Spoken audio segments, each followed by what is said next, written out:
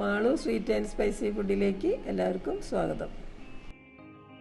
ഇന്ന് നമ്മൾ തയ്യാറാക്കാൻ പോകുന്നത് ഗോതമ്പ് പായസമാണ്. ആദ്യം പായസത്തിന് ആവശ്യമുള്ള സാധനങ്ങളെല്ലാം റെഡിയാക്കി വയ്ക്കാം.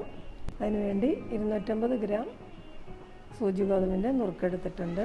ഇനി ഇതൊരു കുക്കറിലേക്ക് ഇട്ട് 4 വെള്ളത്തിൽ നന്നായി കഴുകിയെടുക്കാം. ഇനി ഇതിലേക്ക് 5 കപ്പ് വെള്ളം ഒഴിച്ചു കൊടുക്കാം. 2 ടീസ്പൂൺ നെയ്യും കൂടി ചേർത്ത് കുക്കർ അടച്ച് അടുപ്പത്തേക്ക് വയ്ക്കാം.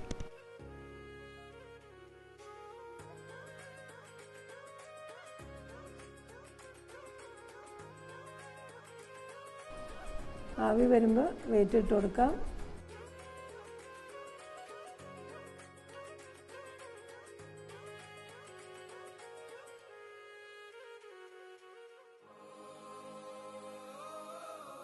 അഞ്ച് വിസിൽ വന്നു കഴിയുമ്പോൾ തീ ഓഫാക്കാം.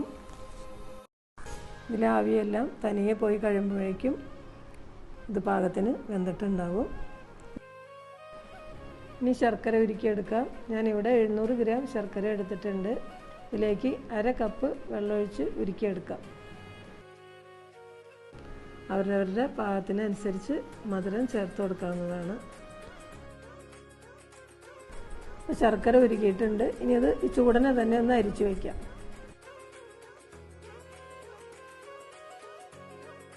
ഇനി തേങ്ങ പിഴിഞ്ഞെടുക്കാം. 2 വലിയ തേങ്ങയാണ് ചിരകി എടുത്തേക്കുന്നത്. 6.5 കപ്പ് തേങ്ങയുണ്ട്. ഇത് 1/2 കപ്പ് വെള്ളം ചേർത്ത് നന്നായി തിരുമ്മി 1/4 പാൽ എടുക്കാം. മിക്സിയിലിട്ട് അടിച്ചെടുക്കുന്നവർക്ക് മിക്സിയിൽ അടിച്ചെടുക്കാവുന്നതാണ്. ഞാനിവിടെ മിക്സിയിൽ അടിക്കണില്ല, നന്നായി തിരുമ്മി പിഴിഞ്ഞെടുക്കുകയാണ്. ഇപ്പോൾ 1/4 പാൽ റെഡി ആയിട്ടുണ്ട്. ഇനി 2/2 പാൽ പിഴിഞ്ഞെടുക്കാം. അതൊരു മിക്സിയിലെ ജാറിലേക്ക് ഇട്ട് 4.5 കപ്പ് വെള്ളം ചേർത്ത് 2/2 പാൽ പിഴിഞ്ഞെടുക്കാം. ഇതൊന്ന് അടിച്ചെടുക്കാം.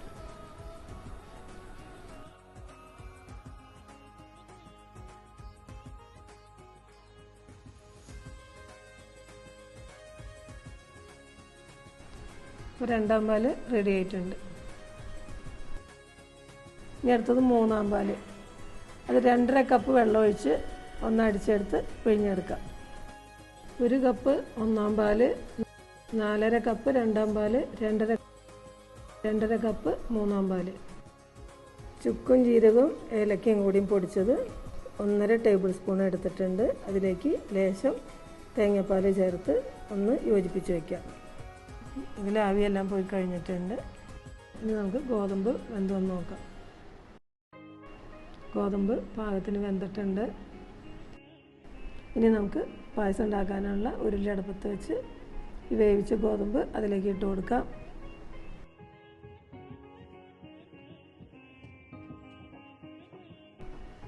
ഇനി ഇതിലേക്ക് ശർക്കര ഉരുക്കിയത് ഒഴിച്ചു കൊടുക്കാം. മുഴുവനായിട്ടും ഇപ്പോൾ ഒഴിച്ചു കൊടുക്കണില്ല, കുറച്ച് മാറ്റി വയ്ക്കുന്നുണ്ട്. അത് ആവശ്യത്തിനനുസരിച്ച് ഒഴിച്ചു കൊടുക്കാം. ഇനി ഇതിലേക്ക് 1 ടേബിൾ സ്പൂൺ നെയ്യ് ഒഴിച്ചു കൊടുക്കാം. ബാക്കി നെയ്യ് പിന്നീട് ചേർക്കാം.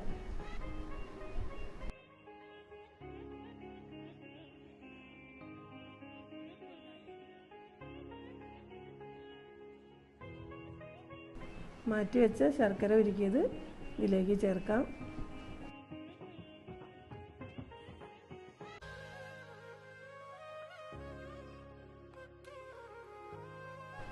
രണ്ട് ടേബിൾ സ്പൂൺ നെയ്യും കൂടിയും ചേർത്ത് കൊടുക്കാം.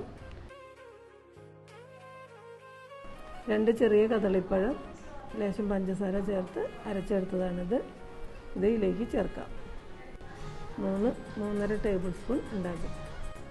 ഇളക്കി വരട്ടിയെടുക്കാം. ഇത് ചേർക്കുന്നത് നിർബന്ധമൊന്നുമില്ല.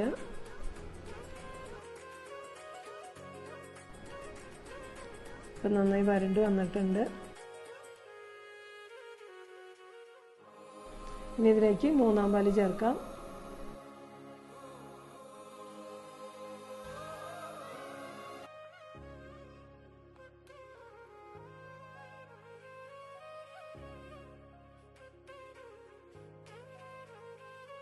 മൂന്നാം പാൽ ചേർത്തിട്ട് തിളച്ച് വന്നിട്ടുണ്ട്. ഇനി രണ്ടാം പാലിൻ്റെ പകുതി ഇതിലേക്ക് ചേർക്കാം. ഇതൊന്ന് തിളച്ച് വരുമ്പോൾ ബാക്കി പകുതിയും കൂടി ചേർക്കാം.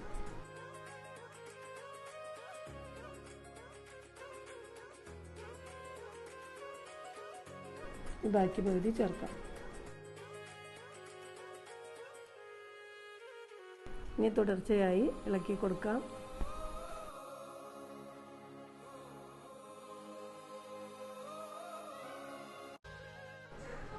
ചുക്കുപൊടിയും ജീരകപ്പൊടിയും കലക്കി വെച്ചത് ഇതിലേക്ക് ചേർക്കാം. ഈ ചാനലിലെ വീഡിയോകൾ ഇഷ്ടമാവുകയാണെങ്കിൽ സബ്സ്ക്രൈബ് ചെയ്യുക. അഭിപ്രായങ്ങൾ കമൻറ്റിലൂടെ അറിയിക്കുക. രണ്ടാം പാലം ഒഴിച്ച് തിളച്ചിട്ടുണ്ട്. തീ ഏറ്റവും കുറച്ച് വയ്ക്കുക. അതിനുശേഷം ഒന്നാം പാലം ഒഴിച്ച് കൊടുക്കാം. ഇത് നല്ലോണം ചൂടാവുന്നത് വരെ തുടർച്ചയായി ഇളക്കി കൊടുക്കാം. ഒന്നാം പാല് ചേർത്ത് നന്നായി ചൂടായി വരുമ്പോൾ തീ ഓഫാക്കാം. ഇപ്പോൾ ഇത് നന്നായി ചൂടായിട്ടുണ്ട്. ഇനി തീ ഓഫാക്കാം. ഇനി ഇതിലേക്ക് കുറച്ച് കശുവണ്ടിപ്പരിപ്പ് ഉണക്കമുന്തിരി വറുത്ത് ചേർക്കാം. അതിനുവേണ്ടി ഒരു പാത്രം അടുപ്പത്ത് വയ്ക്കാം. ഇതിലേക്ക് 1 ടേബിൾ സ്പൂൺ നെയ്യ് ഒഴിച്ച് കൊടുക്കാം. ഇനി ഇതിലേക്ക് കുറച്ച് കശുവണ്ടിപ്പരിപ്പ് ഇട്ട് കൊടുക്കാം. കശുവണ്ടിപ്പരിപ്പിൻ്റെ കളറൊക്കെ മാറാൻ തുടങ്ങിയിട്ടുണ്ട്. ഇനി ഇത് കോരി മാറ്റാം. കുറച്ച് ഉണക്കമുന്തിരി കഴുകിയെടുത്തത് ഇതിലേക്ക് ഇട്ട് കൊടുക്കാം. ഇത് ഉരുണ്ട് വന്നിട്ടുണ്ട്. ഇനി കോരി മാറ്റാം.